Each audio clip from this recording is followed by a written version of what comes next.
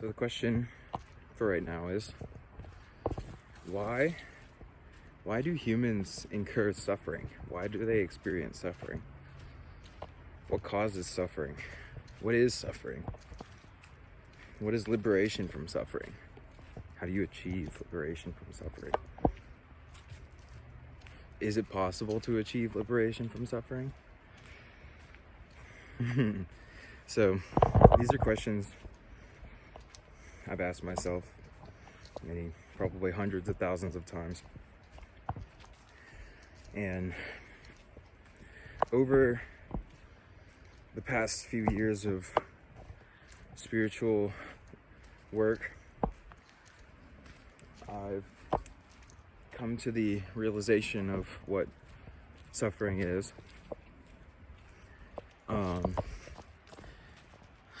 A little bit less on how or not how, but why we incur suffering, but more of what it is. How do you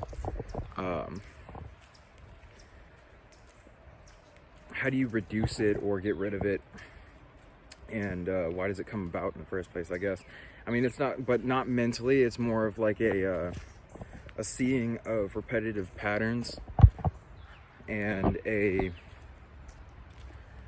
acknowledgement of those patterns in specific time and spaces, and then a learning of how to release those patterns or release the mental connotation towards those patterns that is held on to normally by people. So a lot of times what causes suffering in people is when they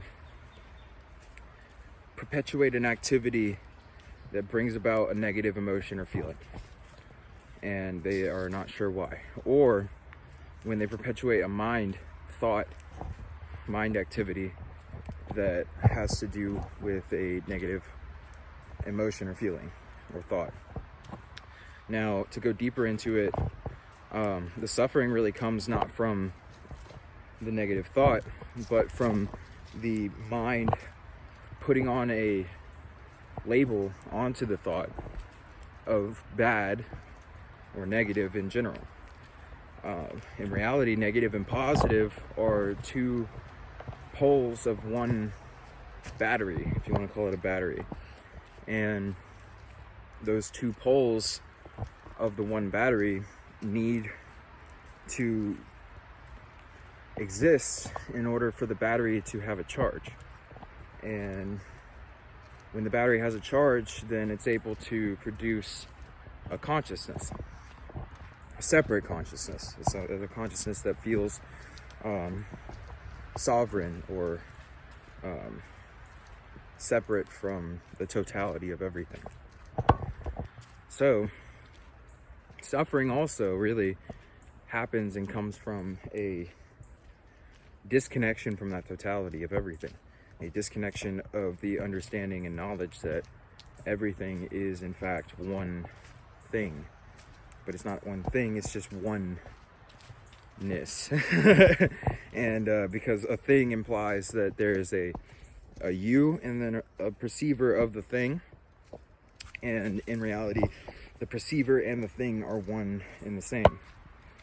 The suffering comes from the feeling of disconnection from that oneness, or the feeling of disconnection from that secure understanding of love and light that permeate through everything. So the suffering really, it has nothing to do, it does when you connotate it to it, but it's not coming from the circumstances in your life that you're experiencing. It's coming from your interpretation of those circumstances that you're experiencing. And your interpretation of the circumstances that you're experiencing are coming from your previous experiences in this lifetime. Your previous experiences in this lifetime are only showing you portion and parcel, or part and parcel of your own consciousness. It's showing me maybe a fraction of a fraction of a fraction of what you truly are, the full totality of what you are. The cool thing about a human lifetime is that in this lifetime we can come to consciousness of this vaster consciousness that makes up the smaller consciousness that is our individual ego. And the way you do that is by releasing or vanquishing the ego, by realizing the non-reality of it. And the non-reality of it is realized through understanding that sorry, there's like a bug that keeps like flying literally right in front of my face. And the non-reality of it is the understanding that the ego, or the sense of yourself, or the sense of separateness from everything, is only a projection of consciousness. It's only a idea or a thought that is in the mind to perpetuate a separate experience or a separate existence. But there comes to a point where one is ready to relinquish that separateness in order to experience bliss or conscious union with everything around itself. And that happens not from a gaining of enlightenment or a gaining of some sort of spiritual vision, but it actually comes from a falling off of an attachment to the thought of what you thought that you were in the first place. It comes from a disconnecting of the mind to the activity that happens or flows through it. Comes from a realization that the thoughts that flow through the mind are only a stream of activity that are it's like this river right here, right? So the river is constantly flowing, the water is always moving, but then you can look at it and recognize into it, you can see that there are individual waves and ripples inside of the water, but then there is the whole totality of the river itself. So when somebody zooms out and say they go into a plane or something like that, and then they look at the river, it looks like one long extending body in its own self. But then once a person comes closer to it, they can see that it's in a way broken up into many different facets. Every rolling of the water over the rocks or the ground changes the manifestation of the water. It makes it have a different energy or a different look or a different feeling or something like that. And through that understanding, what you see is that both views are correct. So a vision from the ego and a vision of egolessness are both correct. The only difference is that one person, when they feel emotional feelings and connotations, they have an idea of what they think that this thing that they're experiencing is in itself. And that idea causes suffering. The reason is because the idea is not in alignment with the totality of universal consciousness. Because the totality of universal consciousness is always at peace. It's always in love. It's always okay. It's always good. Everything that's happening, even if you can't understand it, is happening in divine order. It's happening in a way that is good. The ego, though, wants to control and to make a experience for itself that it thinks is good, but in its reality it's very limited, because what it thinks is good may be bad, quote unquote, for hundreds of thousands of other egos. And that goodness that it thinks that it's perpetuating may actually cause or perpetuate suffering for all the other beings around it. And through that, it will then reset or re-evoke the suffering for its own self. And then when that happens, then it perpetuates its viewpoint, and it just continues to bring about an energy of negativity in its own energy field. So to disconnect from that, what you have to do is you have to realize that your feelings of suffering and sadness and negativity are coming from your own interpretations. They're coming from your own ideas or your concepts of what you think that reality should be, and how it's not what you think it should be in the moment. Like, say that you have a pit in your stomach that you feel, and then all of a sudden you have a memory of when you were 6 years old and you had that same pit in your stomach and you felt really bad in that moment because of something that had happened. And then all of a sudden you remember that feeling. Sorry, it's like walking over some stuff, paying attention, but you remember that feeling, and then that feeling comes across as a, not panic per se, but a panic in a way that is basically presenting to you the separateness or difference between your viewpoint and what reality actually is. So like, the more distanced your mind's viewpoint of what it thinks that it's experiencing is from what the totality of reality actually is, the more suffering that you will experience.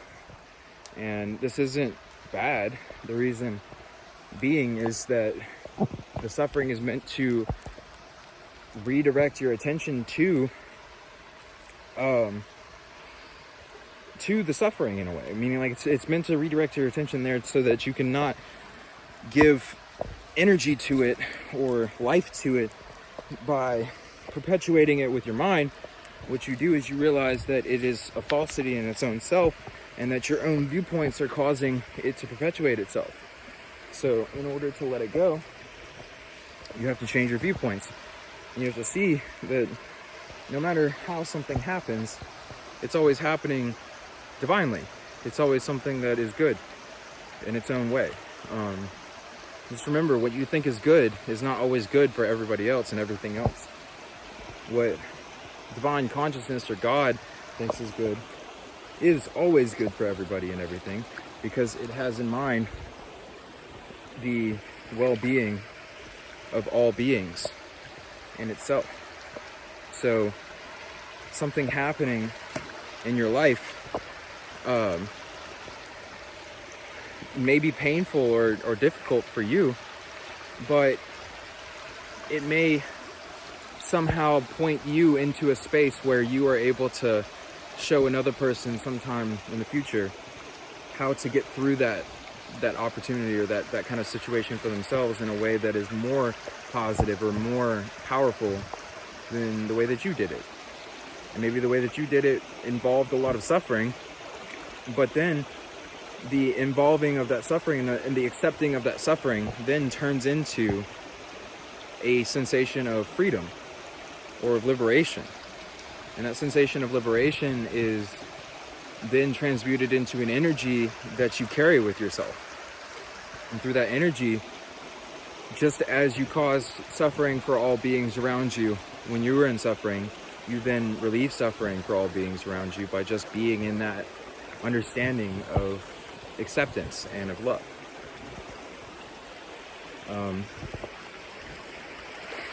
I feel like I'm not thinking too much when I'm talking right now, so I feel like it's a channel of some sort, but at the same time, my mom also wants to kind of like try to articulate this in a better way.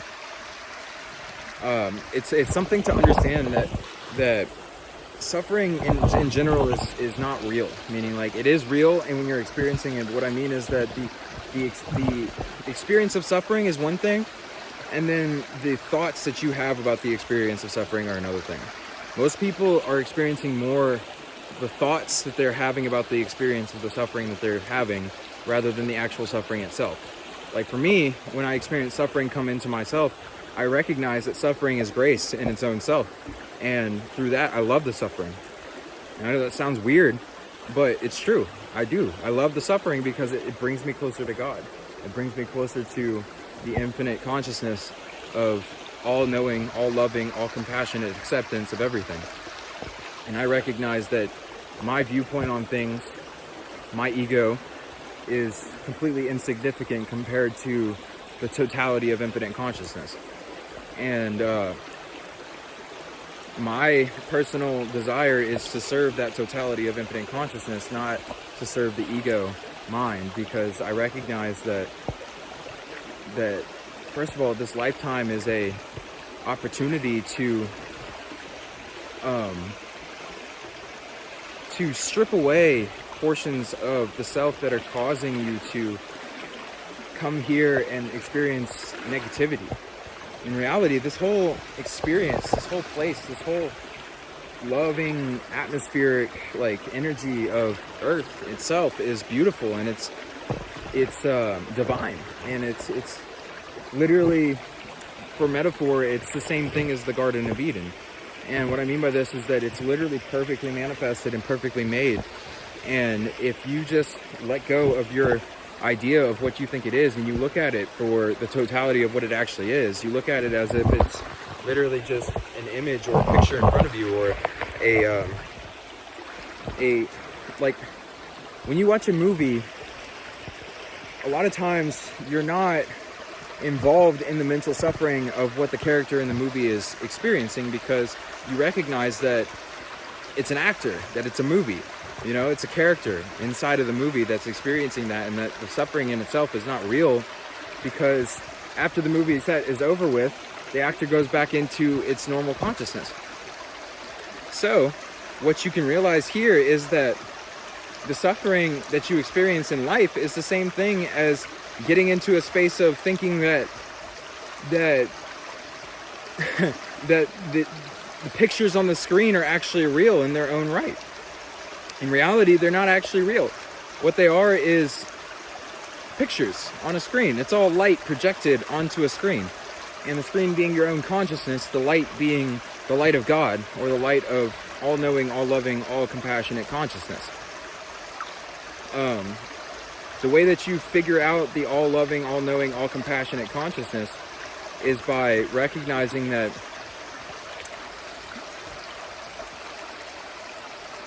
your interpretation of everything is only a sliver, a small portion of the totality of what everything is. You as a human being can only be so much. But yet you as a soul, which is the same thing as the human being that you were being, can be absolutely infinite.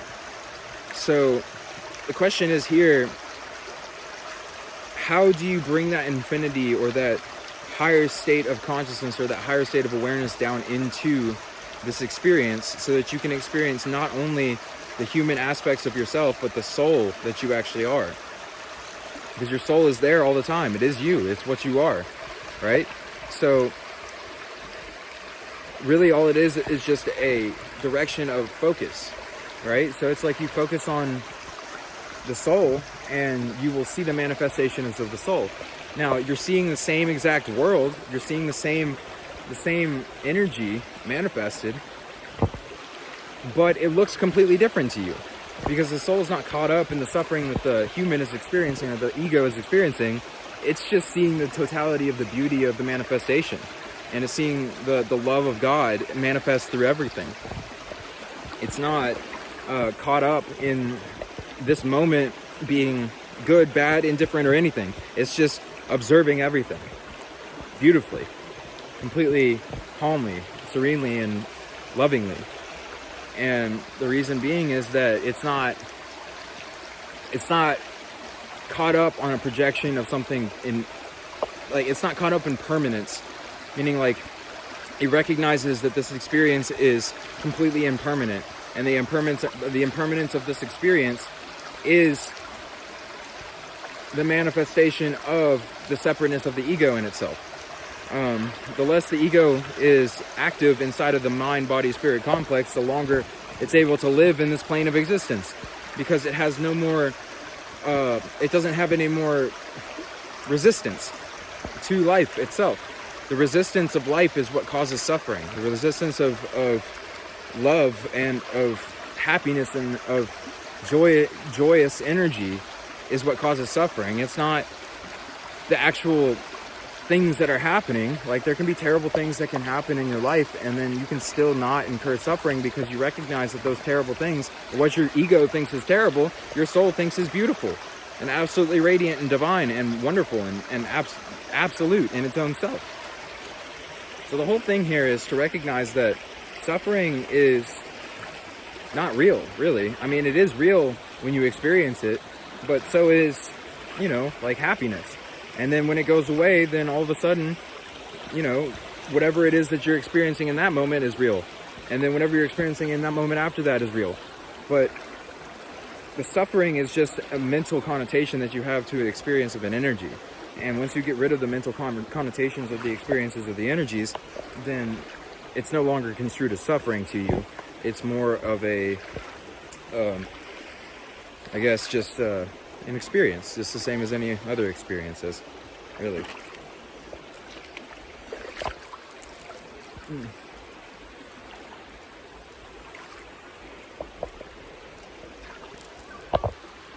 Okay. I hope you've enjoyed this. I'm kind of going on my own way. Have a good day.